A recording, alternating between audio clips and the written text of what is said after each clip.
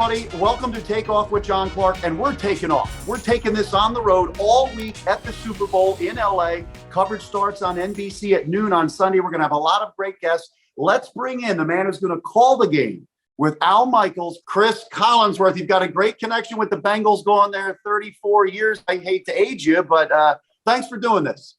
How are you, John? Good seeing you. Doing great. You're going to be talking a lot this week about the Super Bowl. We're going to get to that in a second. And I first just want to ask you about the Eagles situation, because we see all these franchise quarterbacks that are winning the division, taking their teams to the playoffs and deep in the playoffs. Do you think that Jalen Hurts can eventually be that guy for the Eagles? They say he's going to be their QB this year. Yes, I mean, I do, but he's like a lot of other young quarterbacks. There's still a lot to prove. You know, the one thing that we liked about him at PFF coming out of college was his accuracy. He was one of the most accurate college quarterbacks that there was. And I think when you add that to the sort of run skills that he has, and I thought the evolution of that Eagles offense this year from, you know, being a little pass heavy to coming back to being a little more run oriented, and that works. You know, that offense is really good and it really works. So yeah, is he good enough? And especially when he's on a rookie wage scale contract and not a high number as well. There's a lot of ways to build championship teams. And I think that gives the team in Philadelphia a chance to build around him in a way that can be very successful. All right. What do you specifically think that Jalen Hurts needs to improve upon? Well, I mean, is he Tom Brady throwing the football down the field and making reads? And no, but every young quarterback his age is going to have to improve and get better at that. But the skill set itself and the evolution of the game is really moving towards mobile quarterbacks that can help protect themselves.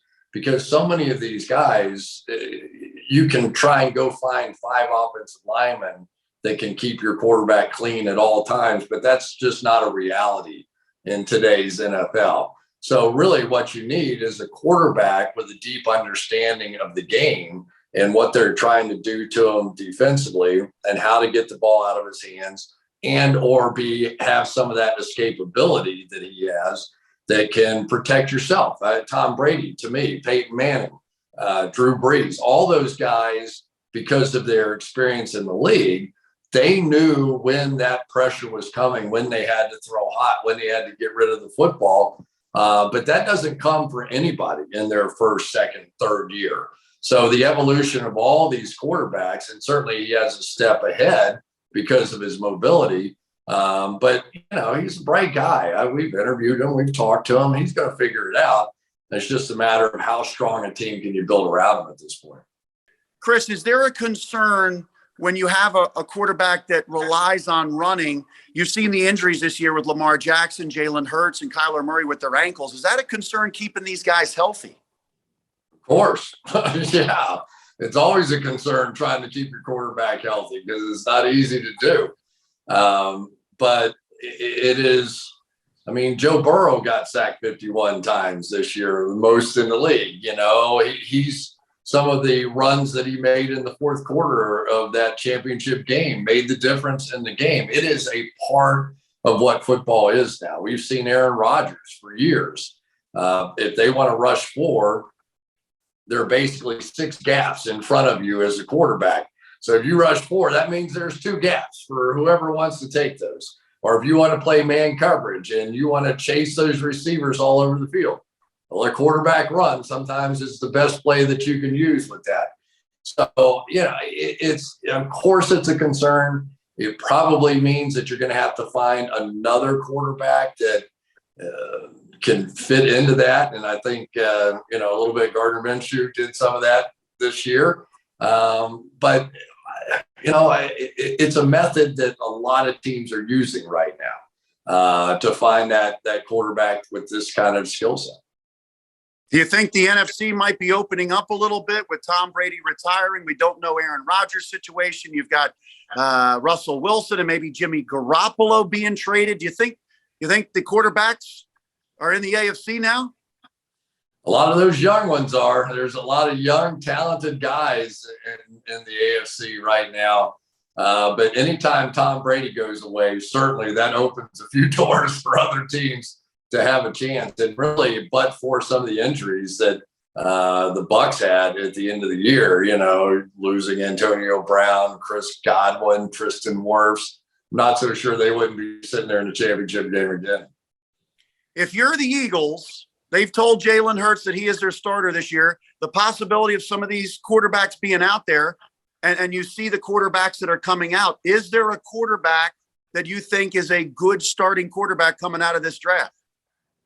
That would be a good question for me in about 2 months. I will have that one nailed down. I have not studied these quarterbacks, not even a little bit, although what I've been told is that it doesn't appear to be that high-end guy. But, Jalen wasn't drafted in the first round or one of the high picks or whatever. So, I know that it always comes down to the quarterback position. And that's probably the case, in Philadelphia as well as everywhere else. But this is, it's an opportunity as well for the Philadelphia Eagles to build a football team around him. And if that is the way that this team is going to go, it's the way that a lot of teams are going to go, with the fact that they're just going to try and take advantage of that lesser contract that they're not paying their quarterback $45 million and go see what they can build around him. Well, how about the Eagles receiving core? What did you think of DeVonta Smith this year? And you being a former great receiver in the NFL, do you think that they do need a veteran to be mixed in there with these guys who are really young, first, second year in the league? DeVonta Smith is amazing. I've seen enough of him. Of course, we didn't do the Philadelphia Eagles this year, but I've seen enough of him on tape against other teams when I was studying someone else to really get a look at him. It's amazing a guy that's that skinny can be as tough as he is and get as open as he does on a consistent basis. Would a good veteran receiver in there do him some good? Probably. I mean, you always need, I look around the league right now, and I don't even think two's enough. I think when you look at, what Kansas City does and what Cincinnati's been doing and what the Buffalo Bills are doing, that the idea of going to that 11 front with three really legitimate, different styles. Think about, Jamar Chase and T. Higgins and Tyler Boyd for Cincinnati in the Super Bowl. What Odell Beckham meant to Cooper Kupp coming over to the Rams team and being able to make those kinds of plays. So I think it's a quarterback and wide receiver driven league at this point. The rules all allow. I mean, what they get away with holding on the offensive line, they would have been banned from football when I was playing. So it's a different game. It's all around protecting the quarterback. It's all about the passing game. And so, yeah, I think it is very much two receivers are not enough. You need three really legitimate threats. So with Jalen Hurts in his first full year starting under Nick Sirianni, it seemed to me that they realized they were putting too much on his plate. Too much was on him, and they played a certain way, is what Nick Sirianni said. They went to the running game. Do you think that they want to do that going forward? Because we know these teams want their quarterback to throw the ball to win games. Well, I mean, when you've got a threat like Miles Sanders, it's not bad to be able to turn around and give him the football some. But I think you play to the strength of your team. And for a long time, certainly when I called the Super Bowl for the Eagles, I thought their offensive and defensive line was the reason they were in the game and ultimately won the game. Did they get good quarterback play and running back play and receiver? They got all that stuff, certainly. But that offensive line and defensive line was dominant on both sides. And so when I look back on the Philadelphia Eagles, that's typically what I think about when I think about why they won that Super Bowl championship. So speaking of that, that was the last Super Bowl you called on NBC 4 years ago, the Eagles winning the Super Bowl. When you look back at what actually happened in that game, is that one of the best Super Bowls you've ever seen? It was stunning. I mean, it was just stunning that you could have that kind of result against Tom Brady with a backup quarterback. It just, who would have ever in a million years thought that was possible? And not just that it was possible, but it was such a high scoring game, that it just was overwhelming to see exactly what they could do in that with Nick Foles at the helm.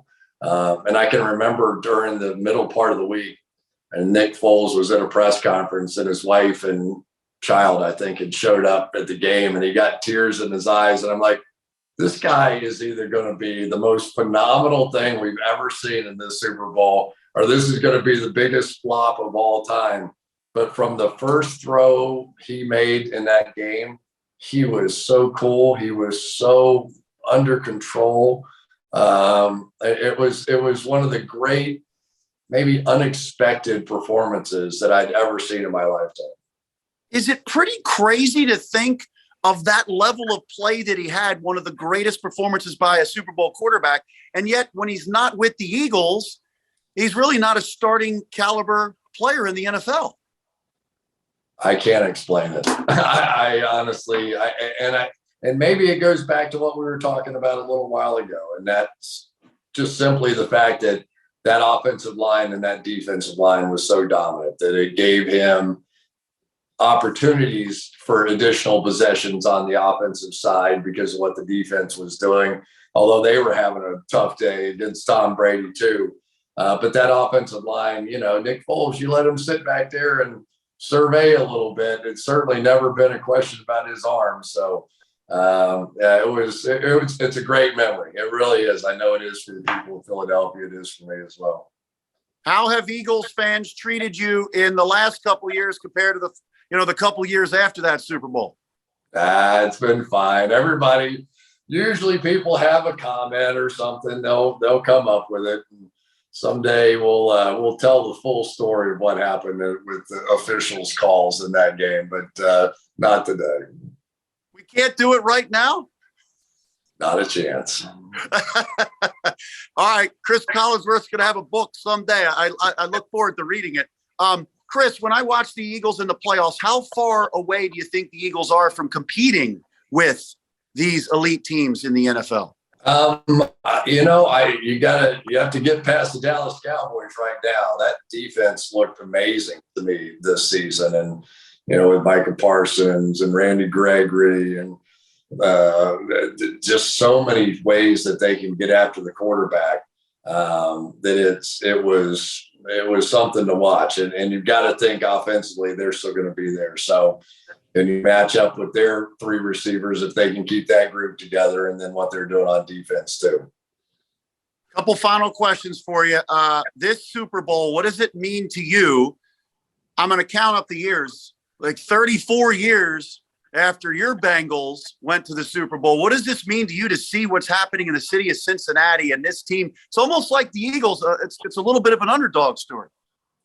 There's no question about that. I mean, this is a team that was down 21-3 in Kansas City, and this was there was a coronation going on around the football world that this was going to be the Chiefs' year, and they were going to go play the Rams. And you remember when it was 54-51 when they all that kind of stuff, and all of a sudden those sneaky Bengals just found a way. And they have great playmakers. They really do. They have these receivers can really play.